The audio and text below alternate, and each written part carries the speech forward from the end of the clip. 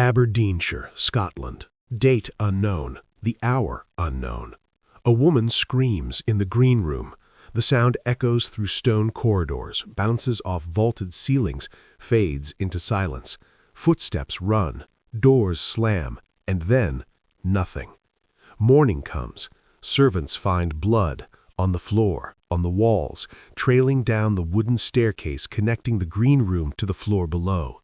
The blood is fresh, still wet, still red. They scrub, for hours, for days. The blood will not come out. The wood absorbs it, the stone holds it. No amount of water, no soap, no scouring removes the stains completely. So they make a decision. Cover it. Panel over the blood-stained stairs with wooden boards, seal the evidence behind walls. The green room staircase becomes hidden, its entrance concealed. The blood remains underneath, unseen but present, trapped between wood and stone for centuries. This is Castle Fraser, built between 1575 and 1636, 61 years of construction by the Fraser family in Aberdeenshire, Scotland. The castle stands today, maintained by the National Trust for Scotland, opened to tourists who walk its corridors and admire its Renaissance architecture. The green room still exists. The hidden staircase still exists, sealed behind paneling installed centuries ago to hide blood that wouldn't wash away. But here's what no one knows. Who died? When did they die? Why were they murdered? The historical record is silent. No documentation survives identifying the victim, the killer, the motive. The story exists only as legend, passed through generations of Fraser family members and local residents who insist it happened, but cannot say when. The numbers tell part of the story. Construction began in 1575 under the sixth Laird of Fraser, Michael Fraser. He died in 1588 with the castle unfinished. His son Andrew completed it in 1618. His son died. His grandson continued construction. The castle wasn't truly finished until 1636, making it one of the longest-running private construction projects in Scottish history. 61 years, 3 generations. Why so long? What delayed completion? What happened during those decades? The castle cost a fortune. Exact figures lost to time, but estimates suggest tens of thousands of pounds in 16th century currency. The Frasers were wealthy, but not aristocracy. Lairds, landowners, minor nobility. Building a castle this grand strained their resources. By 1674, just 38 years after completion, the fourth Lord Fraser was so indebted he transferred ownership to the Earl of Mar to clear debts.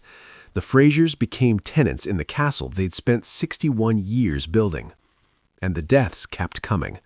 Charles, 4th Lord Fraser, joined the Jacobite Rising of 1715, fought for the Stuart Pretender, fled after defeat at the Battle of Sheriffmuir, and fell off a cliff at Pennan on Scotland's northeast coast.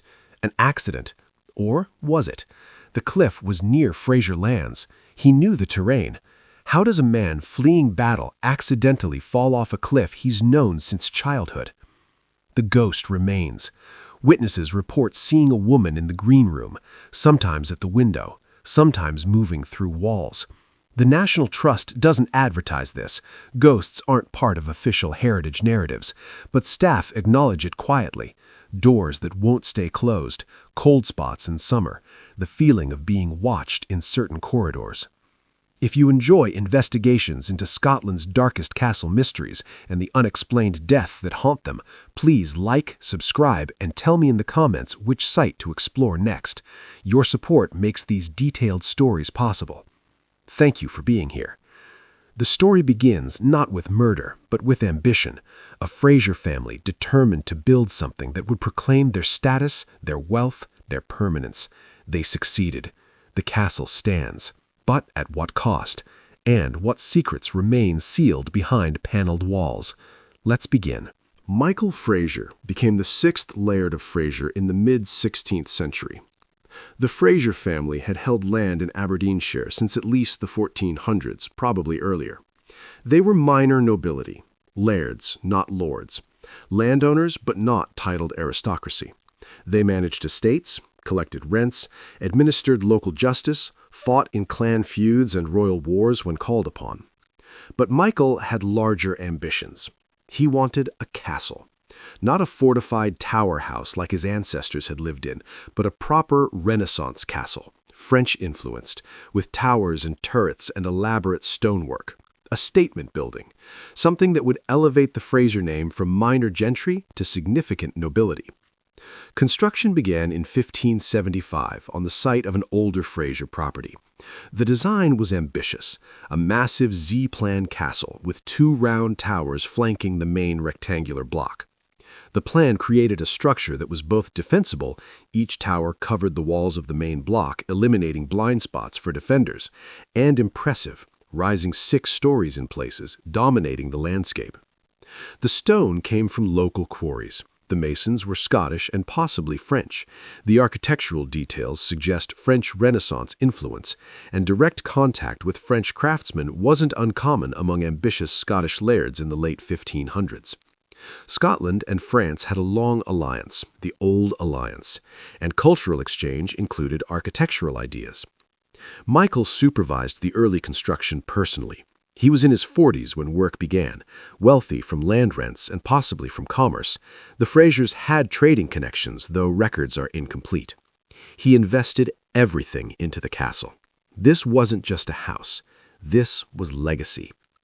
But construction proceeded slowly, 61 years from start to finish. Why? Partly resources. Stone castles are expensive, and building had to pause when money ran short. Partly weather. Scottish winters halted masonry work for months at a time. Partly politics. Scotland in the late 1500s was unstable. Religious conflicts between Catholics and Protestants, clan feuds, wars with England. Resources and attention were diverted constantly. And partly something else, something the records don't explain. Delays that seem disproportionate.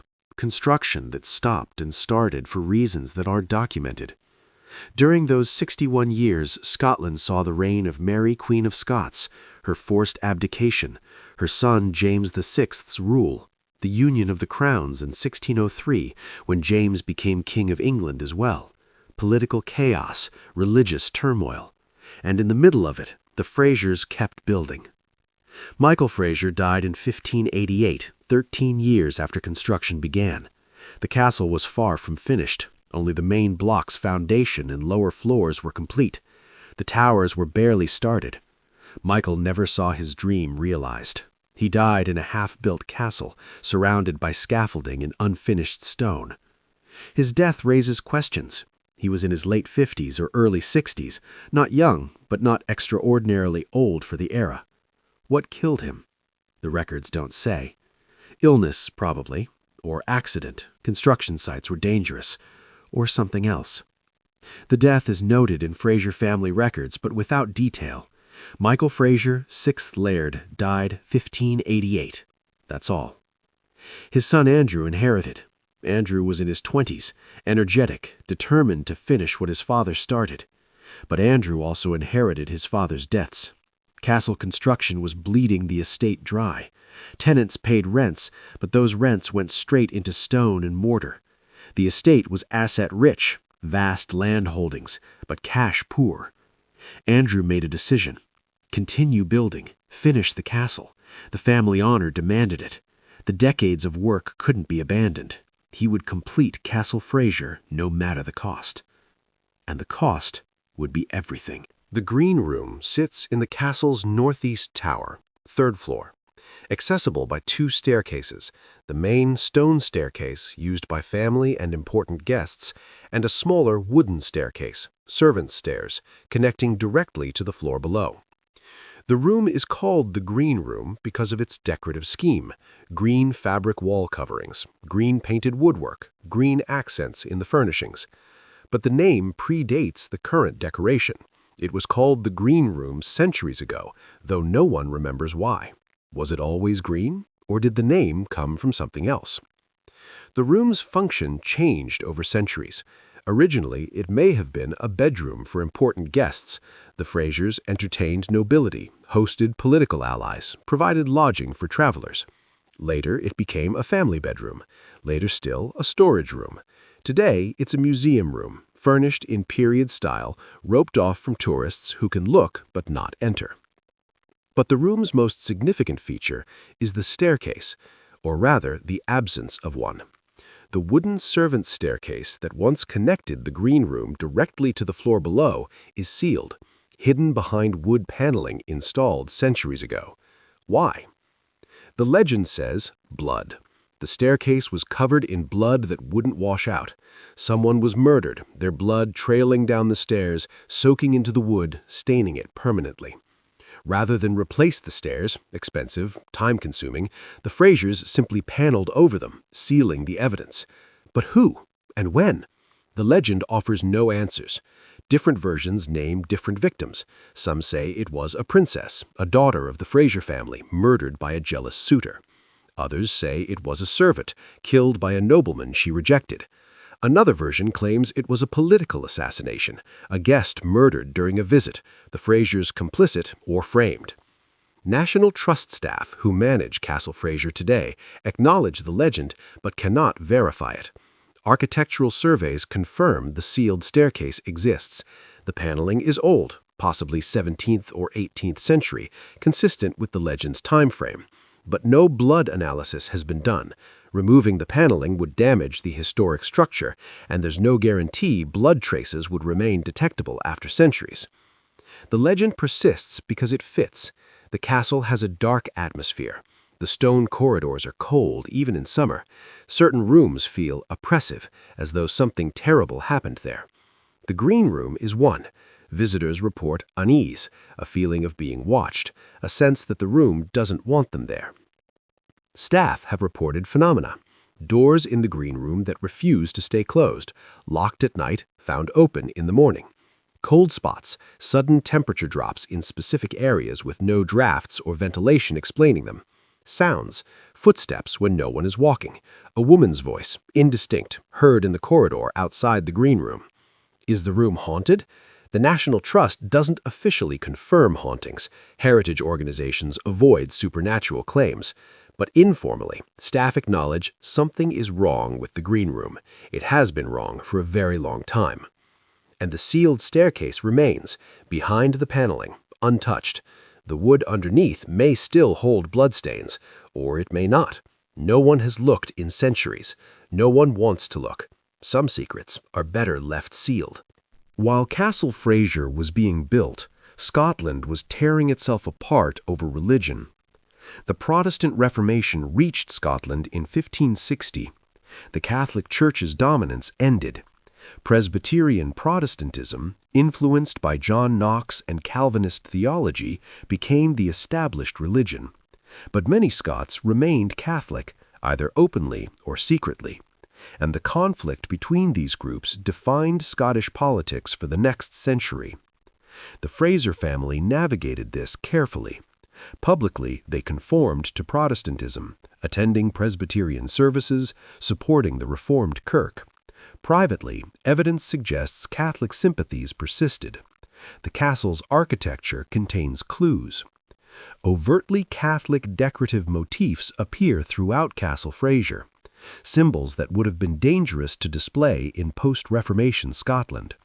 The royal arms of Scotland above the main entrance include details associated with Catholic iconography.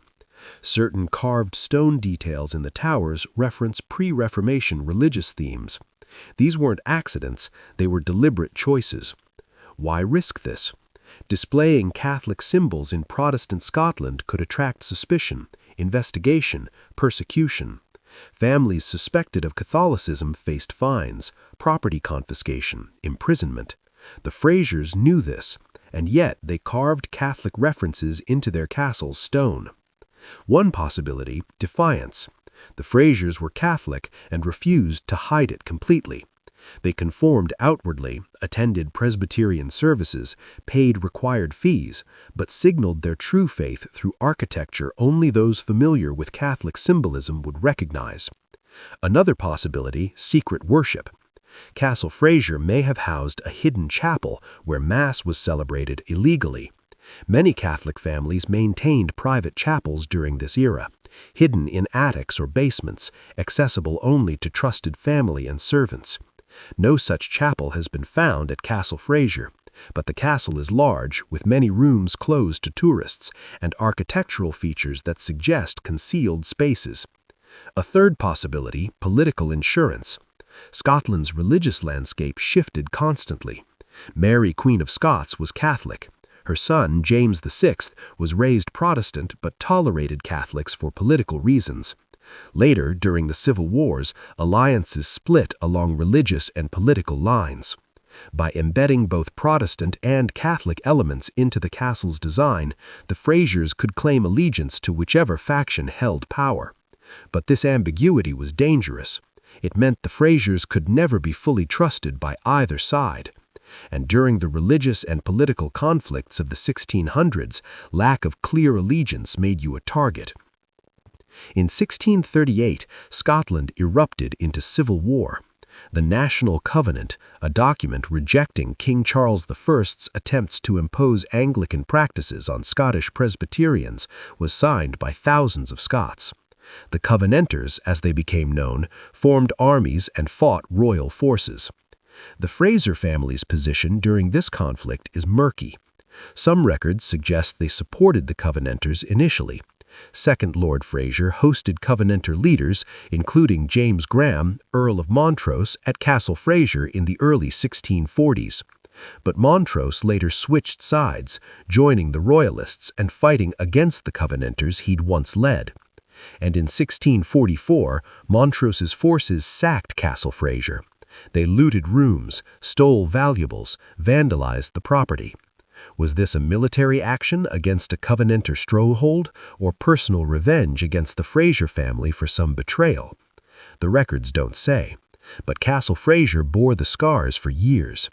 Damage from the 1644 sack wasn't fully repaired until decades later, and the Fraser family's reputation suffered.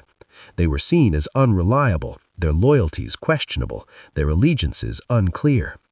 This political ambiguity haunted the Frasers for generations, and it may have contributed to their ultimate downfall. Charles Fraser, 4th Lord Fraser, was a Jacobite. The Jacobite cause supported the Stuart dynasty's claim to the British throne. After the Glorious Revolution of 1688, King James II, James VII of Scotland, was deposed and fled to France. His daughter Mary and her husband, William of Orange, became joint monarchs, but many Scots, and some English and Irish, believed the Stuarts remained the legitimate royal line. James II's son, James Francis Edward Stuart, known as the Old Pretender, claimed the throne. In 1715, Jacobite supporters in Scotland launched a rebellion to restore him. The Earl of Mar raised the Jacobite standard at Braemar in September 1715. Thousands joined, including Charles Fraser. Why did Charles support the Jacobites? Political calculation, perhaps? The Stuarts were historically sympathetic to Catholics, and if the Fraser family retained Catholic sympathies, supporting the Stuarts made sense. Or personal connection. The Frasers may have had ties to other Jacobite families. Or simply honor. Charles may have genuinely believed the Stuarts were Scotland's rightful kings. The 1715 Rising was poorly organized. The Earl of Mar commanded Jacobite forces, but hesitated to march south toward England, allowing government forces time to prepare. When the armies finally met at the Battle of Sheriff Muir on November 13, 1715, the result was inconclusive. Both sides claimed victory, but neither achieved a decisive breakthrough. Charles Fraser fought at Sheriff Muir. He survived the battle. But the Jacobite cause was lost. Government reinforcements arrived. Jacobite morale collapsed. The Earl of Mar fled to France with the Old Pretender, who had arrived in Scotland too late to influence the campaign. The empire ended in failure. Jacobite supporters faced consequences. Government forces hunted down rebel leaders. Some were executed, others imprisoned. Many fled into exile. Charles Fraser fled north, toward Fraserlands in Aberdeenshire. He reached Pennan, a small village on Scotland's northeast coast, near Fraser properties. The Pennan cliffs are steep, rocky, dangerous. Local residents knew to stay away from the edges, especially in winter when ice made the rocks slippery. Charles fell from those cliffs.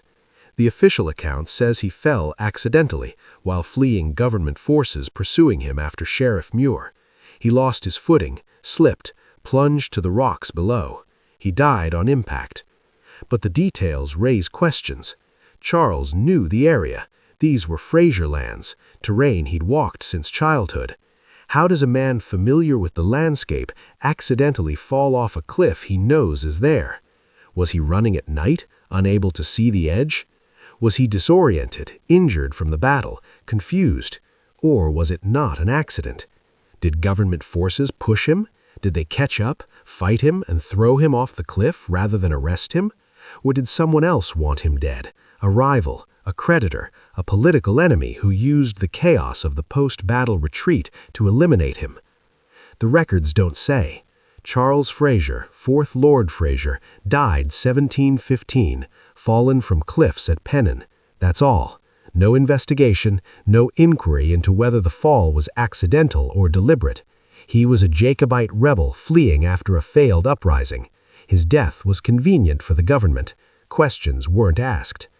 His body was recovered, brought to Fraser lands, buried, and the 5th Lord Fraser inherited a title, estates, and crushing debts that would destroy the family within 2 generations.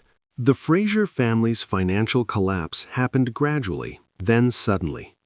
By 1674, less than 40 years after Castle Fraser's completion, the 4th Lord Fraser was so indebted he transferred ownership to John Erskine, Earl of Mar, to clear debts. The exact amount isn't recorded, but it was substantial enough that the Frasers couldn't pay without losing the castle they'd spent 61 years building. The Earl of Mar was one of Scotland's wealthiest and most powerful noblemen. He could afford to absorb Fraser debts in exchange for property, but the arrangement was strange. The Frasers didn't vacate the castle.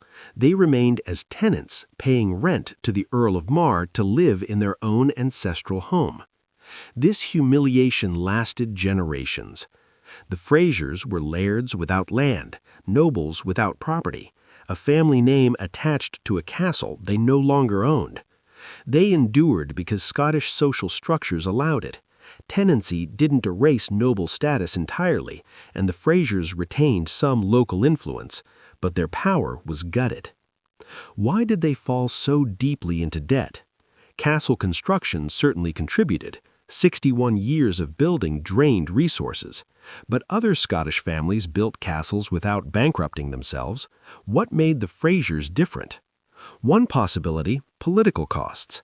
Supporting the wrong side in Scotland's religious and political conflicts carried financial penalties, fines for suspected Catholicism, losses from property damage during the 1644 sack, costs associated with Charles Fraser's Jacobite rebellion, raising troops, providing supplies, fleeing afterward.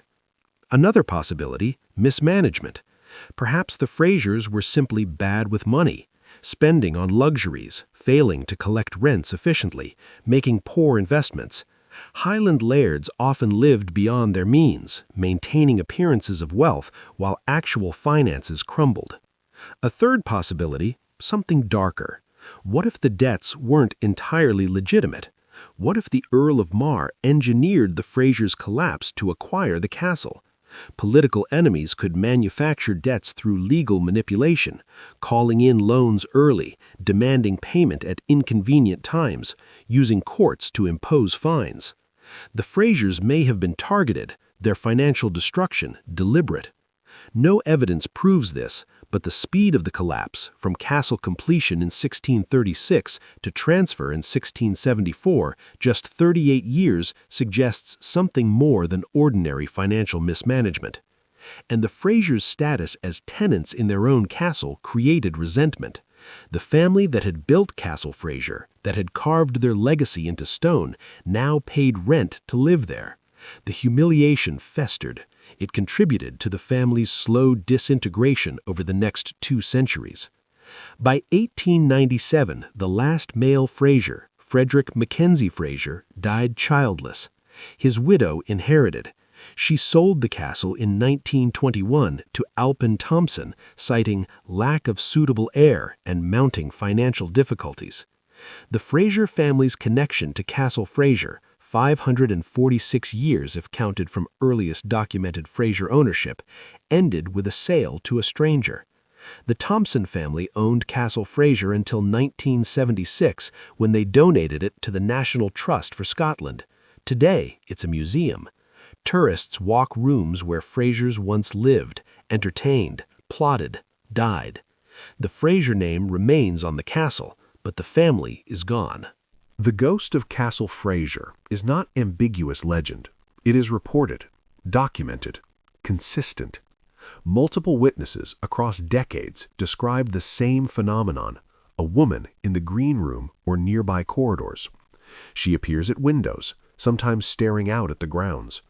Other times, she moves through walls, passing from the green room into adjacent spaces with no regard for physical barriers. The descriptions are consistent enough to suggest either A, witnesses are describing the same entity, or B, they're influenced by the legend and see what they expect to see. Skeptics favor the second explanation, but staff testimonies are harder to dismiss. A National Trust custodian in the 1980s reported finding the green room door open repeatedly, despite locking it personally the night before. She tested the lock. It functioned perfectly. She began marking the door with small pieces of tape across the jamb. The tape was found intact on the frame, but broken on the door, suggesting the door opened from the inside, not from someone picking the lock. Another staff member reported cold spots, areas of sudden temperature drop with no explanatory drafts. These spots moved. One night, while locking up, he felt a cold zone pass by him in the corridor outside the green room. He described it as walking through a refrigerator's open door for 2 seconds, then returning to normal temperature. He checked windows, all closed. Checked ventilation, none nearby. No explanation. Tourists occasionally report feeling unwelcome in the green room. Not frightened exactly, but uncomfortable. A sense that they're intruding, that the room doesn't want them there. When asked to specify, they describe it as a feeling, not a rational thought, just an impression that they should leave. Some report seeing movement in their peripheral vision, a figure near the window, turning toward them. When they look directly, nothing is there. Photographs sometimes show anomalies, orbs, light refractions, shadows that don't match lighting sources. Most are easily explained. Dust particles, lens flares, camera malfunctions, but a few are harder to dismiss. A photograph from 2003 shows what appears to be a woman's silhouette in the green room window, taken from outside. The room was locked and empty at the time. Is the green room haunted? The National Trust neither confirms nor denies. They present the legend as part of the castle's history, but don't make supernatural claims. Privately, some staff believe. Others don't, but all agree the green room feels different from other rooms in the castle. It has a presence. Whether that presence is psychological, viewers influenced by legend, or paranormal remains unresolved. And the sealed staircase remains, behind the paneling. If blood is there, it's been there for centuries. If a murder occurred, the evidence is literally sealed into the structure. And if a ghost walks the green room, she walks above those bloodstains, eternally connected to whatever violence happened on that hidden staircase. The architecture of Castle Fraser contains secrets. The Z-plan design, rectangular main block with 2 towers projecting from opposite corners, was defensive. Each tower covered the walls of the main block, eliminating blind spots. Attackers couldn't approach without being visible from at least one tower. This made the castle nearly impossible to assault successfully with 16th century weapons. But the design also created odd interior spaces, staircases that spiral in unexpected directions, rooms accessible only through other rooms with no independent entrances, corridors that dead end, spaces that appear on blueprints but don't seem to exist when walking the castle. Some of these oddities result from modifications over centuries. Walls added, removed, relocated, doors sealed, new ones cut. Buildings evolve, and after 400 years, Castle Fraser's interior layout is a palimpsest of changes. But some oddities are original. They were built intentionally. Why? Secret passages are common in castles, escape routes in case of siege, hidden staircases for servants to move unseen. Castle Fraser has several. Some are documented and open to tourists, others are sealed or known only to staff. One passage connects the main hall to the wine cellar, bypassing public areas. Another runs behind bedroom walls, possibly for servant access or for eavesdropping. Nobles sometimes build hidden passages to spy on guests. A third passage, rumored but unconfirmed, allegedly connects the castle to the church nearby, providing an escape route if the castle was overrun. These passages make sense practically, but they also enable secrecy. Activities could occur in Castle Fraser without witnesses, meetings, transactions, rituals, and possibly violence. If someone was murdered in the green room, how did the killer enter and leave unnoticed? The sealed staircase provided one route, but if that staircase was blocked or watched, secret passages offered alternatives. The murderer could have entered through secret passages, killed the victim, and escaped the same way, never appearing in public areas where servants or family might see them. This possibility makes the green room murder legend more plausible. The practical challenges of committing a murder in a castle full of people, servants constantly moving, family members in adjacent rooms, become easier if the murderer could move unseen through secret passages. But who would have knowledge of these passages? Family members certainly, trusted servants possibly, guests unlikely, unless someone informed them. This narrows the suspect list. If a murder occurred, the killer was likely someone who lived at Castle Fraser or visited frequently enough to learn its secrets. The architecture refuses to answer. The passages exist. The green room's sealed staircase exists. Someone decided to panel over bloodstains rather than remove them. These are facts, but facts without context are just mysteries. The Fraser family's Catholic sympathies may have extended beyond symbolism. Documentary evidence from the 1600s suggests Castle Fraser hosted illegal Catholic masses. Priests traveled secretly through Protestant Scotland, visiting Catholic families, administering sacraments in hidden chapels or private rooms. This was dangerous. Priests could be imprisoned or executed if discovered, and families who hosted them faced fines and property confiscation. But many families considered the risk worth it. Faith mattered more than legal compliance.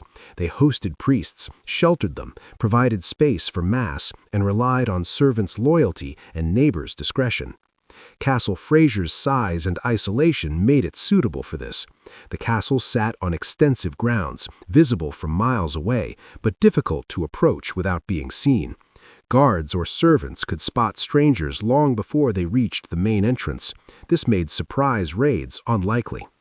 Inside, the castle's many rooms offered hiding places. A priest could conceal himself quickly if authorities arrived, and the secret passages provided escape routes. No direct evidence confirms Castle Fraser hosted illegal masses, but circumstantial evidence is strong.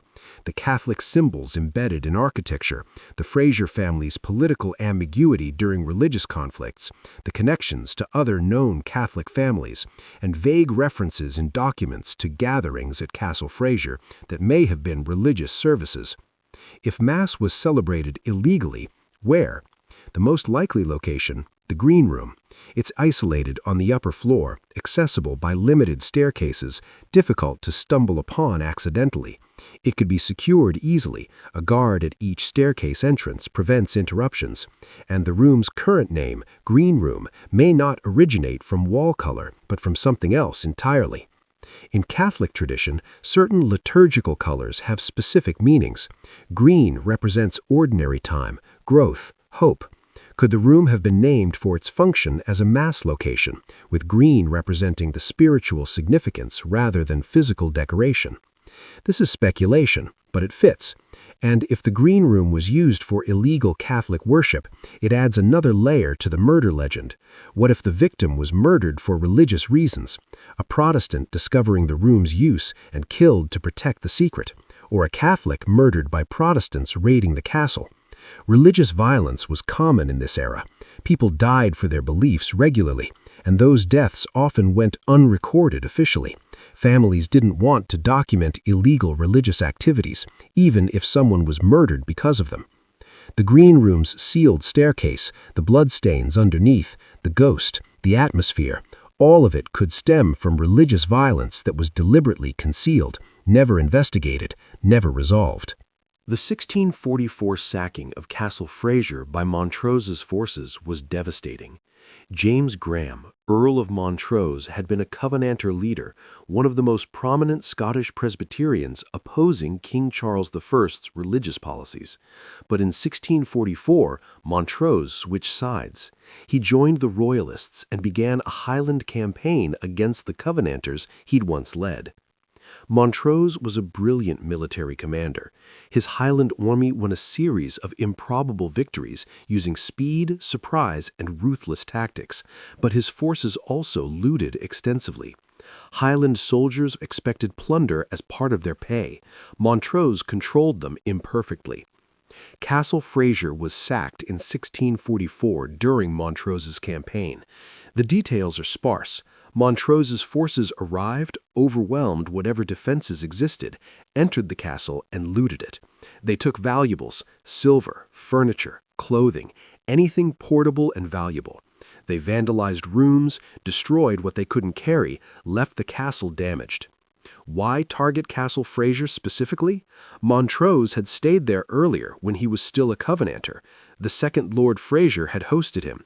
They may have been allies, or at least cordial. So why did Montrose allow or order the sacking? 3 possibilities exist. First, military necessity. Castle Fraser's location made it strategically valuable. By sacking it, Montrose denied the Covenanters a potential stronghold. Second, betrayal. If the Frasers had committed some perceived betrayal, supporting Covenanters after Montrose switched sides, refusing aid, harboring Montrose's enemies, he may have retaliated. Third, lack of control. Montrose's Highland troops may have sacked the castle without his explicit orders, and he either couldn't or wouldn't stop them. The Fraser family never fully recovered from 1644. The financial damage was significant, the psychological damage worse. To be betrayed by someone you'd hosted, someone you'd supported, that cut deeply. And the sacking's memory poisoned the Fraser family's relationship with other Scottish nobles for decades. The damage from 1644 remained visible for years. Rooms stayed vandalized, windows broken, furniture smashed. The Frasers couldn't afford immediate repairs, so Castle Fraser stood partially ruined, a monument to betrayal and violence, until later generations slowly restored what Montrose's troops had destroyed. And perhaps during the chaos of 1644, something else happened. Perhaps in the confusion, someone was murdered in the green room. Montrose's troops? A Fraser family member caught in the wrong place? A servant? If the killing occurred during the sacking, it might never have been formally documented. The Frasers had bigger problems: survival, repairs, salvaging what remained. One death during an attack might have been ignored or deliberately concealed if acknowledging it created complications. This timing would explain why no records identify the green room victim. If the murder happened during the 1644 sacking, it was lost in the broader chaos, never formally investigated, never resolved. By the early 20th century, Castle Fraser was failing. Frederick Mackenzie Fraser, the last male Fraser, inherited in the late 1800s. He was childless. His wife had no interest in maintaining the castle long-term.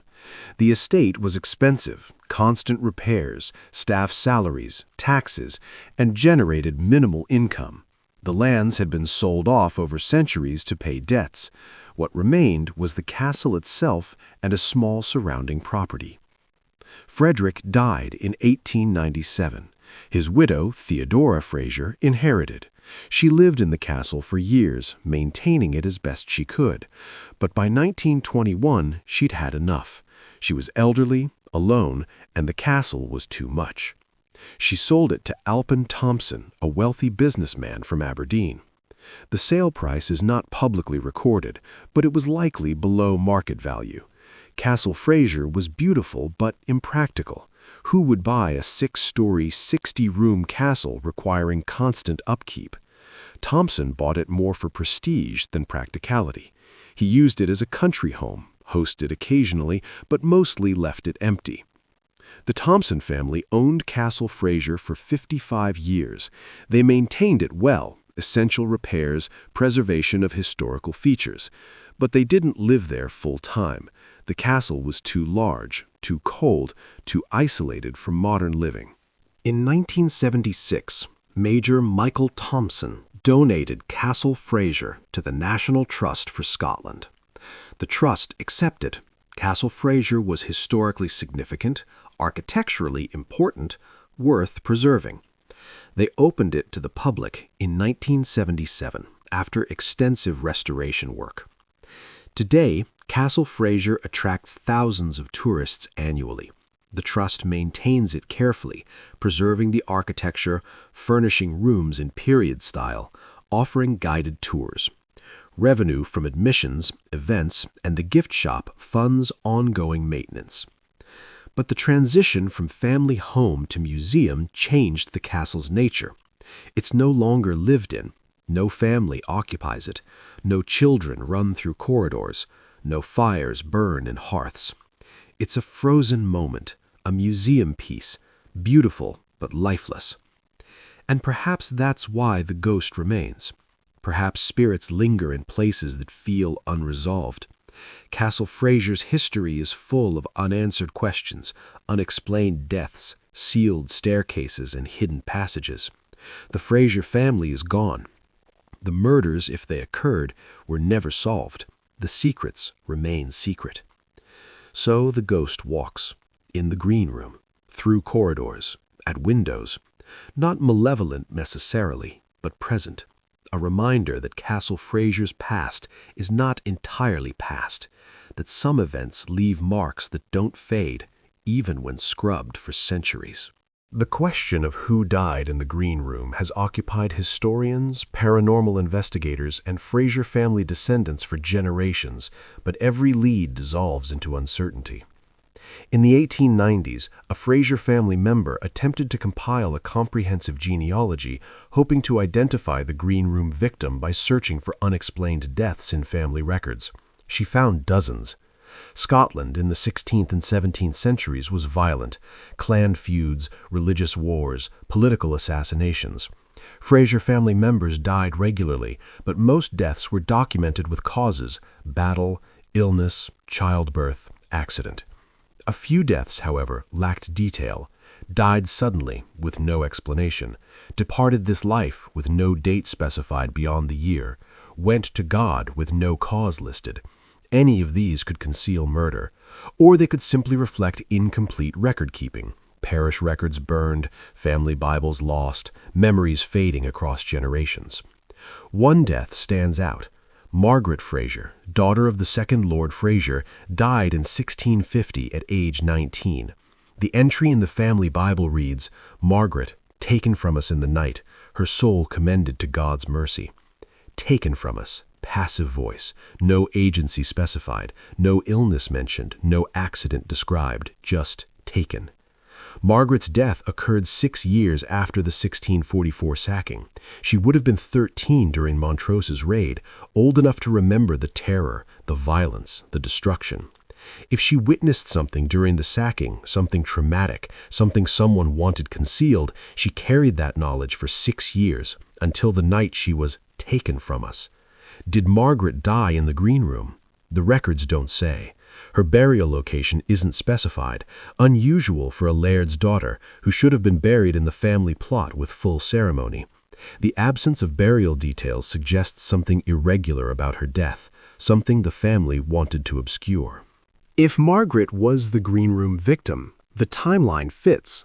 The blood-stained staircase would have been covered shortly after her death. The wooden paneling style matches mid-17th century construction. And a 19-year-old woman matches witness descriptions of the ghost, young, female, appearing in period dress. But this is speculation built on absence of evidence.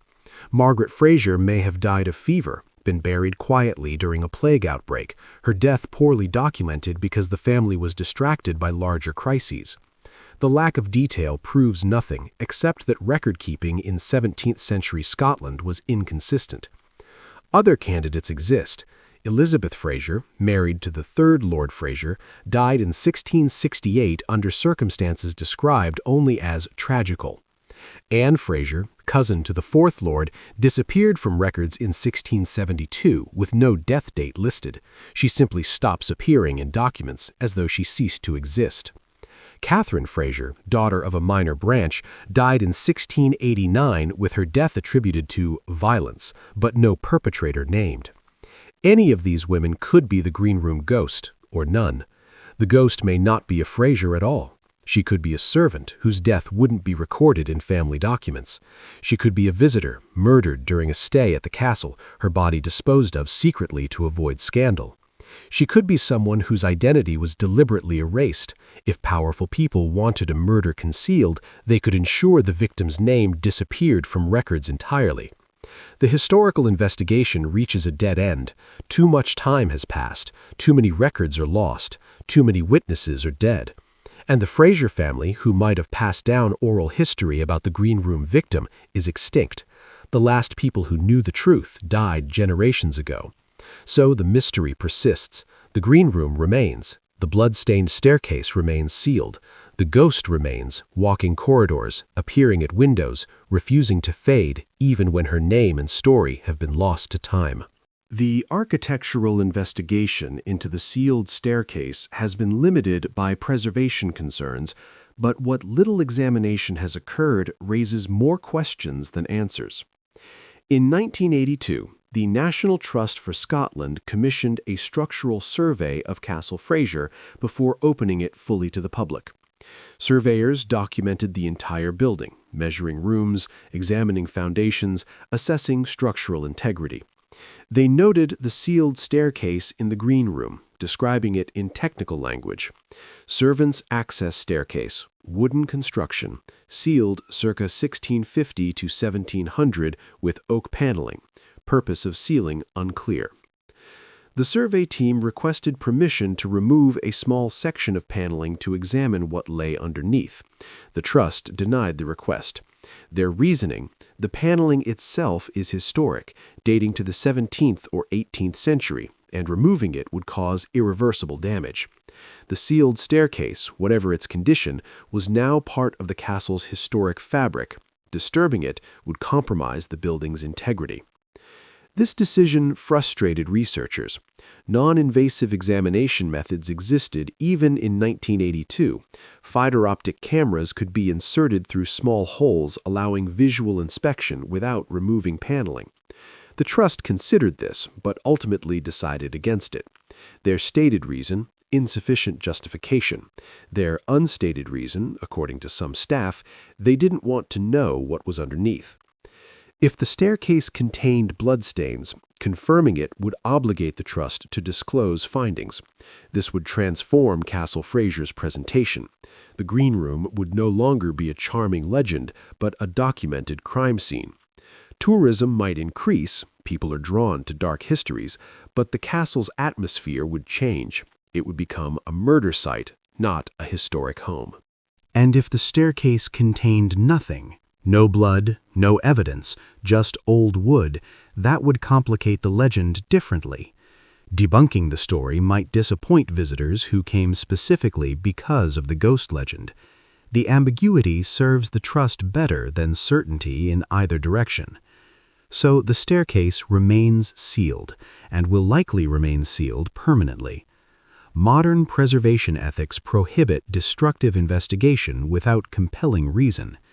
Curiosity about a legend isn't compelling enough. The paneling stays, the mystery stays. But the architectural details surrounding the staircase are telling. The paneling was installed with unusual care. Multiple layers of wood, precisely fitted, sealed with period-appropriate materials. This wasn't a quick patch job. Someone spent considerable time and money concealing that staircase thoroughly. Why invest such effort? If the staircase was simply damaged or unsafe, it could have been repaired or removed entirely. If bloodstains were the issue, the stairs could have been replaced. The decision to seal rather than repair suggests the goal was concealment, not maintenance.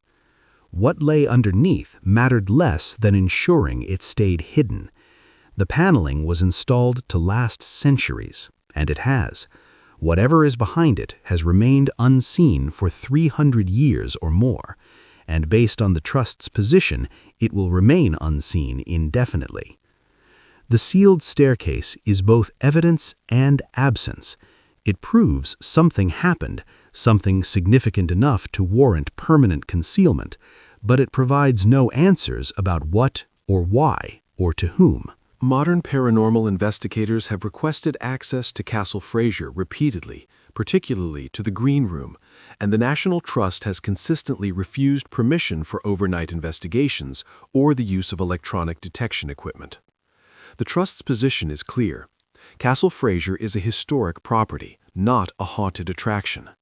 Paranormal investigations risk damaging delicate furnishings, disturbing other visitors, and sensationalizing the property in ways inconsistent with heritage preservation.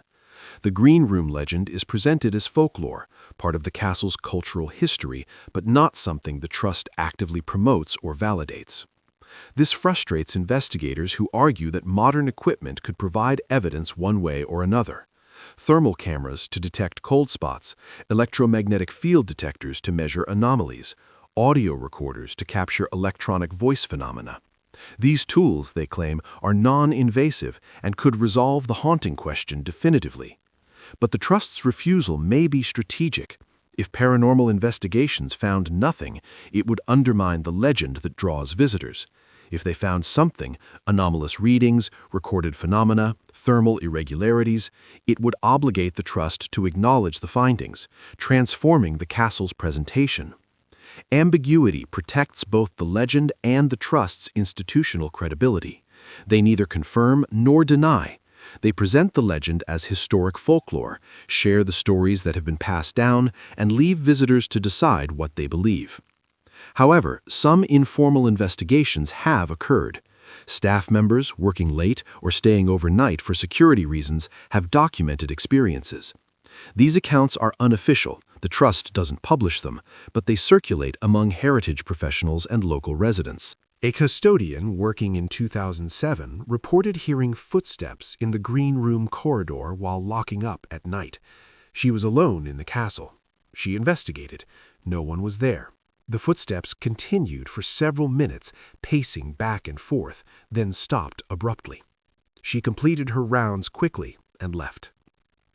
A maintenance worker in 2015 reported a door slamming in the Green Room section while he worked in a nearby area.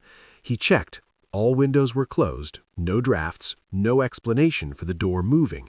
He propped it open with a wedge. 20 minutes later, he heard it slam again. The wedge had been removed and placed neatly against the wall. These accounts are anecdotal. They prove nothing scientifically, but they're consistent with reports dating back decades, suggesting either a persistent atmospheric phenomenon affecting multiple witnesses across time, or a genuine haunting that manifests regardless of whether anyone is actively looking for it. The ghost, if she exists, doesn't perform on demand. She appears, or doesn't, according to her own schedule. She walks corridors when the castle is empty. She manifests at windows when no one expects her. She resists investigation, remaining always just beyond definitive proof. And perhaps that's appropriate. The Green Room murder, if it occurred, was concealed deliberately. The evidence was sealed behind paneling. The records were obscured or destroyed. The victim's identity was lost. Why would the ghost be any different? She remains hidden, like everything else about what happened in the Green Room. Present but unprovable. Seen but not captured. Felt but not measured. The mystery mirrors itself. The sealed staircase conceals evidence. The ghost conceals herself. The history conceals truth. And Castle Fraser stands, beautiful and enigmatic, refusing to give up its secrets no matter how many people ask. The Fraser family's extinction represents more than just a genealogical endpoint. It represents the severing of oral tradition that might have preserved truths never written down. Families pass down stories. Not the official histories recorded in documents, but the whispered accounts shared in private, the scandals, the shames, the things everyone knew but never acknowledged publicly. When Frederick Mackenzie Fraser died childless in 1897, that oral tradition died with him. His widow, Theodora, had married into the family. She knew what Frederick told her, but she wasn't born a Fraser. She didn't inherit childhood memories, family stories passed from grandparents, the casual mentions of what happened in the green room that time that might have circulated privately for generations. When Theodora sold the castle in 1921, the Thompson family acquired the property, but not the family knowledge. They were outsiders. They could read the legends in books, hear the stories from locals, but they didn't have access to whatever private Fraser family lore might have existed. And that lore is now irretrievable. The last people who might have known, who really knew not just the public legend but the actual family memory of what happened, died over a century ago. This is how truths become mysteries, not through dramatic destruction of evidence, but through simple passage of time. The people who know die. Their children who heard the stories secondhand die. Their grandchildren who heard vaguer versions die. And eventually all that remains is legend, a shape where truth once stood, recognizable but details lost. The Green Room murder, if it occurred, may have been family knowledge for generations. Great-Aunt Margaret was killed in the Green Room by person or reason. Spoken matter-of-factly at family gatherings. Known but not discussed publicly because it was shameful or dangerous or simply private. But as the Fraser family declined, losing their wealth, becoming tenants in their own castle, watching their status erode, that family knowledge became less important. Who cares about a 200-year-old murder when you're struggling to pay rent? The story faded from immediate relevance, remembered vaguely, if at all. By the time Frederick inherited in the late 1800s, he may not have known the details himself. His family had been removed from the castle's ownership since 1674. They were tenants. The castle's deep history wasn't theirs anymore in the same way. The connection had weakened. So Frederick died, Theodora sold, and the last thread connecting present to past was cut. What remains now are fragments, the sealed staircase, the ghost sightings, the vague legends. Historians can research, investigators can theorize, but without that direct family knowledge, the truth is inaccessible. This is Castle Fraser's tragedy, not the murder itself, tragic as that may have been, but the loss of memory. A person died, their death was concealed, time passed, and now no one remembers who they were, why they died, or who killed them. The victim is erased twice, once in death, again in forgetting. The ghost, paradoxically, is all that remains. She preserves something, a presence, an insistence that something happened. She can't tell her story, but she refuses to disappear entirely. She walks the green room, appears at windows, moves through walls. She is memory without identity, presence without identity. And perhaps that's the only monument the victim will ever have. Not a name on a gravestone, not a place in family records, just a ghost, walking forever in the room where she died, ensuring that even if no one knows who she was, everyone knows something terrible happened there. Castle Fraser stands today on its hill in Aberdeenshire, exactly as it has for 400 years. The stone is weathered, the turrets rise and Scottish skies, the windows reflect clouds and sun and rain. The National Trust maintains it carefully. Tours run daily during tourist season. Visitors walk corridors, admire period furnishings, photograph the exterior. Guides explain the castle's history, the Fraser family, the 61 years of construction, the architectural significance, the Jacobite connections. And they mention the Green Room. Carefully. The legend is shared but not endorsed. Some say a woman was murdered here. Some say her ghost still walks.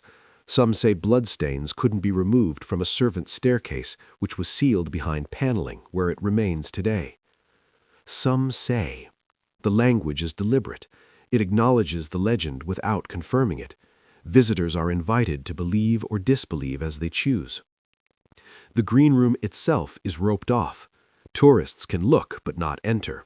The furniture is positioned as it might have been in the 17th century: a bed, a desk, a chair, wall hangings.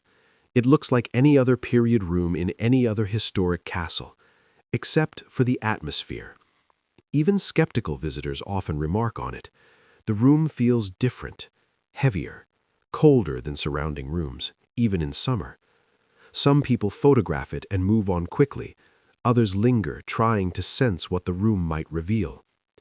The sealed staircase is invisible. Visitors don't see it unless guides point out where it would have been. The paneling looks like ordinary period woodwork. There's no sign saying blood-stained staircase hidden here. Just wall, just wood, just centuries of silence. But the silence feels deliberate.